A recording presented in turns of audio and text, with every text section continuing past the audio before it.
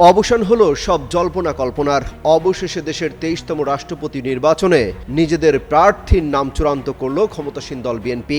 দলটির হেভিওয়েট প্রার্থী হিসেবে চূড়ান্ত করা হয়েছে বর্ষিয়ান রাজনীতিবিদ ও দলের মহাসচিব মির্জা ফখরুল ইসলাম আলমগীরের নাম। আজ নির্বাচন কমিশনে তার মনোনয়নপত্র জমা দেওয়া হয়েছে। দলীয় সূত্র জানায়, রাষ্ট্রপতি পদে প্রার্থী মনোনয়নের পুরো দায়িত্ব ছিল বিএনপির চেয়ারম্যান ও প্রধানমন্ত্রী তারেক রহমানের উপর। গত কয়েকদিন ধরে দলের নীতি নির্ধারণী পর্যায়ে স্থায়ী কমিটির সঙ্গে দফায় দফায় বৈঠকের পর সকালে সচিবালয়ে জরুরি বৈঠকে মির্জা ফখরুলের নাম চূড়ান্ত অনুমোদন দেওয়া হয়। লিলি হুইপ চিয়া মিস্টি glowing body wash, secret two ultimate glow.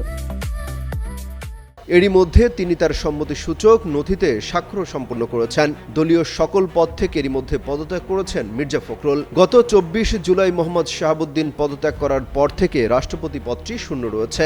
বর্তমানে ভারপ্রাপ্ত রাষ্ট্রপতির দায়িত্ব পালন করছেন স্পিকার হাফিজউদ্দিন আহমেদ। আগামী 20 আগস্ট সংসদ কক্ষে ব্যালটের মাধ্যমে নতুন রাষ্ট্রপতি নির্বাচন অনুষ্ঠিত হবে। যেহেতু জাতীয় সংসদে বর্তমানে বিএনপির 2/3 তথা নিরঙ্কুশ সংখ্যাগরিষ্ঠতা রয়েছে, তাই মির্জা ফখরুল ইসলাম আলমগীরের রাষ্ট্রপতি হওয়াটা এখন সময়ের ব্যাপার মাত্র।